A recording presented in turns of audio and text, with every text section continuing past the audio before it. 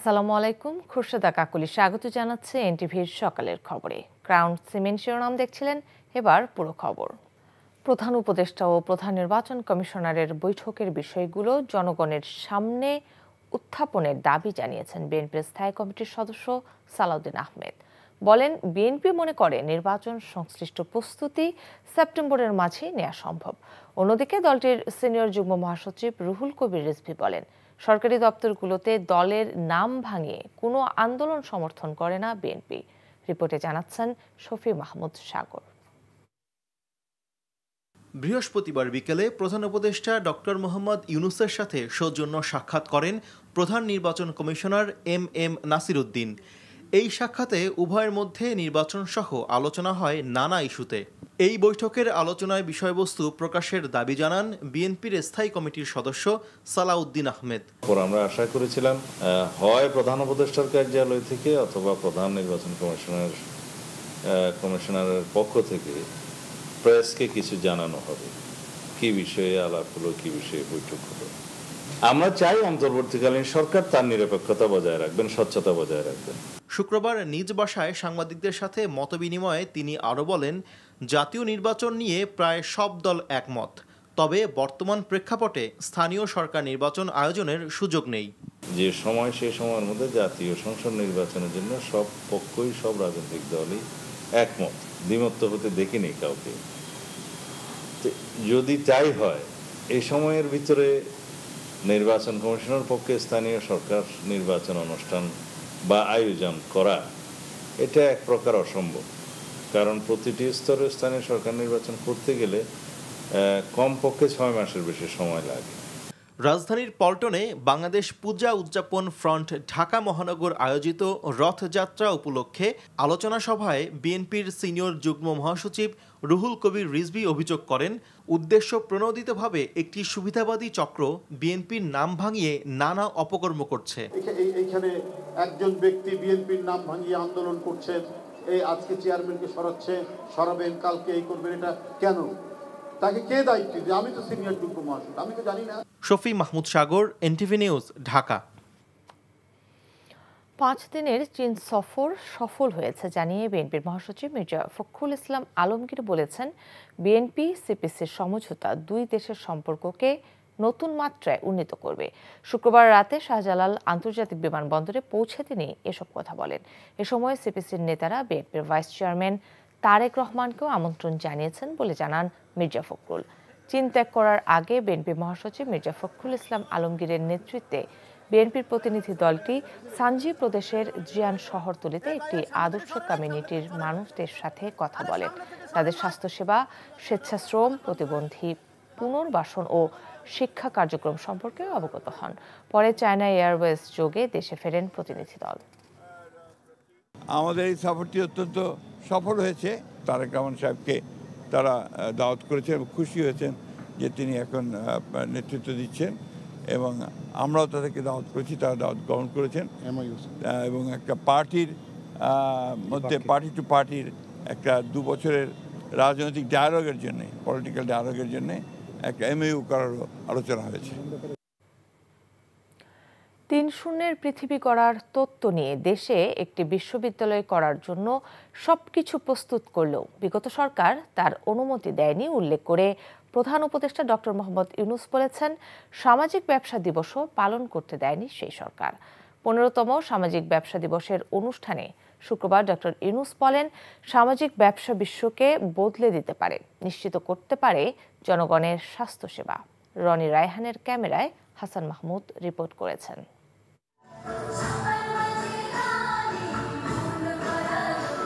সামাজিক ব্যবসার সাথে সংশ্লিষ্ট বিশ্বের 38টি দেশ থেকে আসা অংশগ্রহণকারীদের নিয়ে সাভারের জিরাবো সামাজিক কনভেনশন সেন্টারে ইউনূস সেন্টার আয়োজন করে 15তম সামাজিক ব্যবসা দিবস।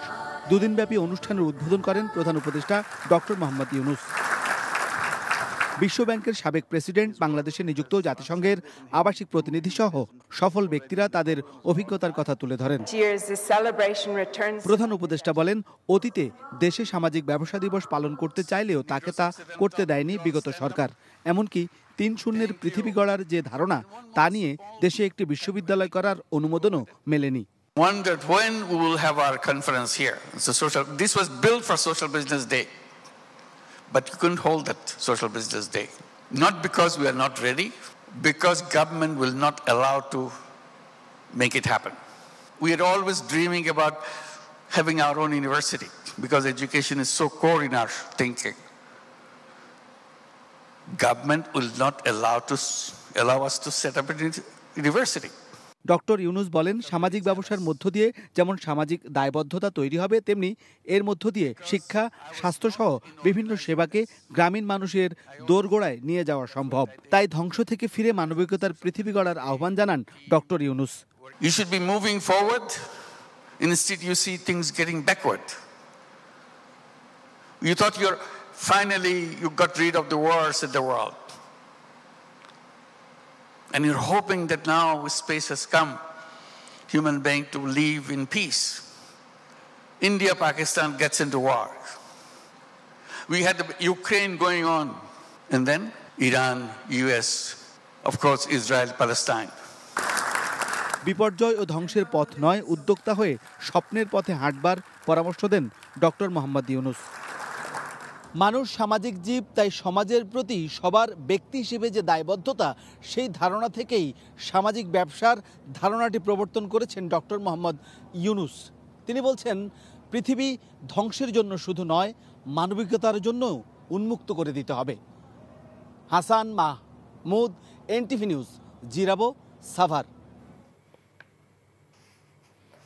প্রহসনে নির্বাচন পরিচালনার অভিযোগে করা মামলায় সাবেক প্রধান নির্বাচন কমিশনার KM নুরুল হুদার দ্বিতীয় দফায় 4 দিনের রিমান্ড মঞ্জুর করেছে আদালত। 4 দিনের রিমান্ড শেষে শুক্রবার দুপুরে তাকে ঢাকার চিফ মেট্রোপলিটন ম্যাজিস্ট্রেট আদালতে হাজির করে পুলিশ। এরপর মামলার সুষ্ঠু তদন্তের জন্য দ্বিতীয় দফায় ফের 10 দিনের রিমান্ডে নিতে আবেদন করেন মামলার তদন্তকারী কর্মকর্তা শেরেবাংলা নগর থানার SI শামসুজ্জোহা সরকার। শুনানি শেষে ঢাকার মেট্রোপলিটন ম্যাজিস্ট্রেট আওলাদ হোসাইন মোহাম্মদ জুনায়েদ তার 4 দিনের রিমান্ড মঞ্জুর করেন। এর আগে 22 জুন রাজধানীর উত্তরা এলাকা থেকে তাকে গ্রেফতার করা হয়। ডেঙ্গুতে আক্রান্ত হয়ে 24 ঘন্টায় 2 জনের মৃত্যু হয়েছে। একই সময়ে ডেঙ্গু আক্রান্ত 159 জন হাসপাতালে ভর্তি হয়েছেন। আর সবশেষ 24 ঘন্টায় করোনা ভাইরাসে আক্রান্ত হয়ে 1 জনের মৃত্যু হয়েছে। শুক্রবার স্বাস্থ্য অধিদপ্তরের পৃথক সংবাদ বিজ্ঞপ্তিতে এ তথ্য জানানো হয়। চলতি বছর এখন পর্যন্ত ডেঙ্গুতে মারা গেছেন 40 জন, যাদের মধ্যে 22 জন পুরুষ ও 18 জন নারী। মোট আক্রান্ত হয়েছেন 9222 জন, যার মধ্যে 5420 জন পুরুষ ও 3802 জন নারী। এদিকে সবশেষ 24 ঘন্টায় করোনা ভাইরাসে আক্রান্ত হয়ে 1 জনের মৃত্যুর মধ্য দিয়ে চলতি বছর দেশে করোনায় মৃত্যু বেড়ে দাঁড়ালো 20 জনে। এছাড়া 24 ঘন্টায় 10 জনের করোনা শনাক্ত হয়েছে। এ নিয়ে মোট আক্রান্ত রোগীর সংখ্যা দাঁড়িয়েছে 20,52,073 জনে। নির্বাচন কমিশনের সক্ষমতা প্রমাণে জাতীয় নির্বাচনের আগে স্থানীয় সরকার নির্বাচন প্রয়োজন বলে মন্তব্য করেছেন বাংলাদেশ জামায়াত ইসলামীর আমির ডাক্তার শফিকুর রহমান। শুক্রবার সন্ধ্যায় সিলেটে এক অনুষ্ঠানে এ কথা বলেন তিনি। জাতীয় সংসদের নির্বাচনের আগে যদি স্থানীয় সরকার নির্বাচন হয়, তাহলে এই নির্বাচন কমিশনের বিশ্বাসযোগ্যতা এবং তাদের দক্ষতার প্রমাণ জাতি যাচাই করতে পারবে ইনশাআল্লাহ। মবকে আমরা সাপোর্ট করি না, কিন্তু এখান থেকে আমাদের সকলের শিক্ষা নেওয়ার আছে। আমরা মনে করি মানসিকভাবে তাদের মজবুত থাকা উচিত, কারণ জনগণ তাদের কাছে অনেক প্রত্যাশা করে। ইতিপূর্বেকার নির্বাচন কমিশন আর এবারকার নির্বাচন কমিশন এক জিনিস না। সমাজ পরিবর্তনের স্বপ্নে বিভোর একজন ইতিবাচক ধারার রাজনীতিবিদ ছিলেন সাবেক মন্ত্রী ও বিএনপি নেতা আব্দুল্লাহ আল নোমান। শিক্ষা, কৃষি, মৎস্য ও প্রাণী সম্পদ বিষয়ে তার অবদান ছিল অবিস্মরণীয়। বিকেলে জাতীয় প্রেস ক্লাবের আব্দুস সালাম অডিটোরিয়ামে আব্দুল্লাহ আল নোমান জাতীয় স্মরণসভা কমিটির উদ্যোগে আয়োজিত স্মৃতিচারণ সভায় বক্তারা এসব কথা বলেন। সভায় স্মৃতিচারণ করেন তার সঙ্গে ঘনিষ্ঠ দেশের বিশিষ্ট নাগরিক, শিক্ষাবিদ, সরকারি কর্মকর্তা, শীর্ষস্থানীয় ব্যবসায়ী, সাংবাদিক এবং রাজনীতির সহযোগীরা। এ সময় বক্তারা আব্দুল্লাহ আল নোমানের কর্মময় জীবনের নানান দিক তুলে ধরেন। অনুষ্ঠানে উপস্থিত ছিলেন আব্দুল্লাহ আল নোমানের ছেলে সাইদ আল নোমান, কন্যা তাজদিন নোমান সহ অন্যরা। নানা কর্মসূচির মধ্য দিয়ে সারা দেশে শুরু হয়েছে হিন্দু ধর্মাবলম্বীদের রথযাত্রা উৎসব। শুক্রবার বিকেলে রাজধানীর ধামরাইতে 400 বছরের ঐতিহ্যবাহী যশোমাধব দেবের রথযাত্রা উৎসবের উদ্বোধন করেন স্বরাষ্ট্র উপদেষ্টা অবসরপ্রাপ্ত লেফটেন্যান্ট জেনারেল জাহাঙ্গীর আলম চৌধুরী। এদিকে চট্টগ্রাম নগরীর নন্দনকানন ও প্রবর্তক মোড় থেকে পৃথকভাবে রথযাত্রা কর্মসূচি পালন করা হয়। হবিগঞ্জে আন্তর্জাতিক কৃষ্ণ ভাবনামৃত সংঘ ইস্কন মন্দিরের উদ্যোগে ধর্মীয় ভাবগাম্ভীর্যের মধ্য দিয়ে রথযাত্রা উৎসব পালিত হয়। নারায়ণগঞ্জে জগন্নাথ দেবের রথযাত্রা উৎসব হয়েছে। এছাড়া লক্ষ্মীপুর, সাতক্ষীরা সহ বিভিন্ন স্থানে উদযাপিত হয়েছে সনাতন ধর্মাবলম্বীদের রথযাত্রা উৎসব। ধামরাইয়ের রথযাত্রা উদ্বোধনকালে স্বরাষ্ট্র উপদেষ্টা বলেন, দেশের আইন শৃঙ্খলা পরিস্থিতি আগের চেয়ে অনেক উন্নত হয়েছে এবং জনসাধারণের সহযোগিতা পাওয়া গেলে আরো উন্নত হবে। দেশে স্থায়ী শান্তি প্রতিষ্ঠা করাই এই সরকারের মূল লক্ষ্য। দেশে আইন শৃঙ্খলা পরিস্থিতি আগের চেয়ে অনেক উন্নত হয়েছে। সাধারণ জনগণের সহযোগিতা পেলে এটা আরো ভালো পর্যায়ে নিতে পারবো বলে আমি আশা করি।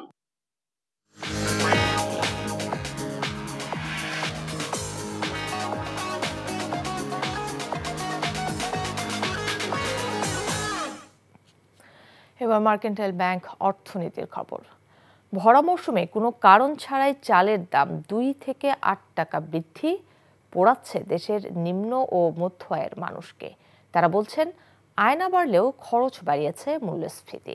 এদিকে চালের দাম নতুন করে বাড়ার পেছনে মিল মালিক ও কর্পোরেট ব্যবসায়ীদের সিন্ডিকেটকে দায়ী করছেন আড়তদার ও খুচরা বিক্রেতারা। আর ভোক্তাদের সংগঠন ক্যাবের পরামর্শ, চালের বাজারে স্থিতিশীলতা ফেরাতে মিলগুলোতে অভিযান চালাতে হবে। সেলিম মালিকের রিপোর্ট। কিছুদিন আগেও কেজি প্রতি মিনিকেট চাল বিক্রি হতো 70 থেকে 72 টাকায়, যা এখন বিক্রি হচ্ছে 78 থেকে 80 টাকায়। 54 টাকার বিয়ার 28-এর দাম উঠেছে 58 থেকে 60 টাকা পর্যন্ত। একই সাথে নাজির চাল ও মোটা চালের দামও বেড়েছে বেশ খানিকটা। কিছুটা কম দামে চাল কেনা যাবে এমন আশায় রাজধানীর কারওয়ান বাজারে আসেন অনেক ভোক্তা।